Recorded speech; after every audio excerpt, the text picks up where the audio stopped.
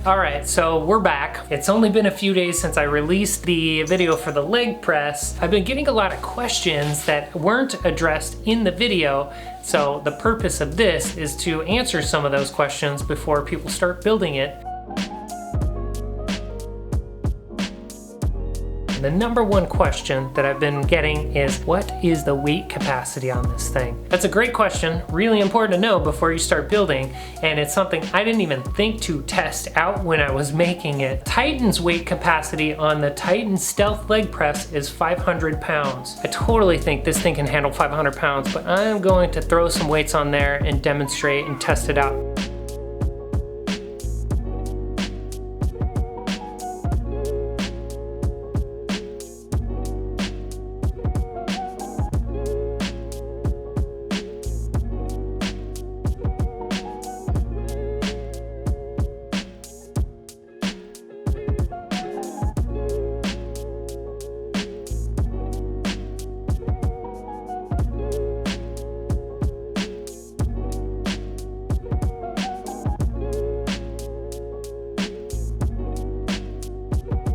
Because of the length of my weight pins, I was only able to put 450 on there, but this thing handled 450 like a champ.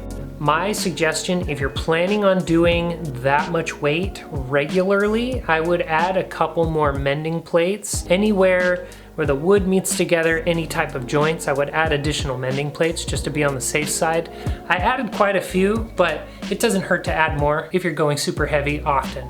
Okay, second of all, the flanges that the pipe screws into that the weights go on, I used really thick 1.5" screws.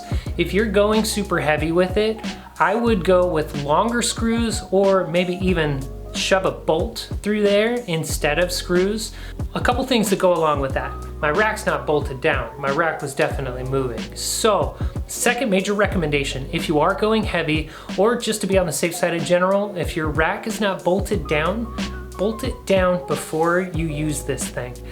Another question I've been getting is, do you need the barbell to hold it in place? Is there another option? So you don't necessarily need to use a barbell. I have an ethos rack with 1-inch holes, so I was actually able to use some old standard size adjustable dumbbells, just the handles, and they work just as fine. They're solid, so you don't have to worry about it as a safety issue. That's an alternative to the barbell if you don't like the barbell idea.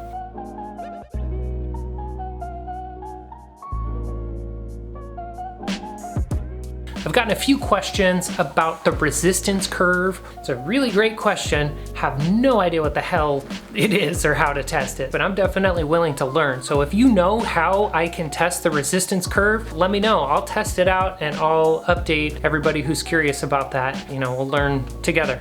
I got a great question today, actually. While I was shooting the other stuff, somebody asked, like, what's the best way to store this thing? It is kind of bulky. So what I did is I had a big open space on my wall. I grabbed a couple garage storage hooks. They are nice and strong. They have a decent weight capacity. 4 screws, put it up, and it just hangs right up there.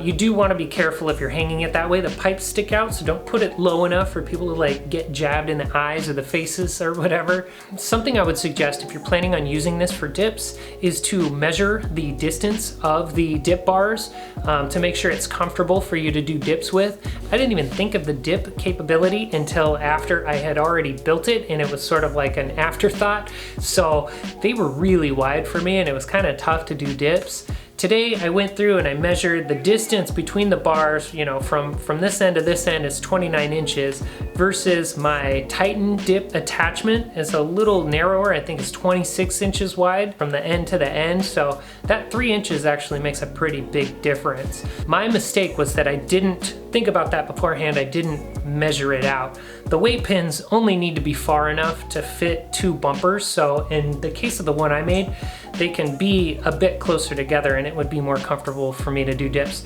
So lastly, you definitely need to strap the bench to the rack in order for the bench not to slide back while you're using it. I only used 1 strap in the video. The heavier the weight, the more the bench wants to move. So adding a second strap is definitely helpful to keep that from happening. So that's pretty much it.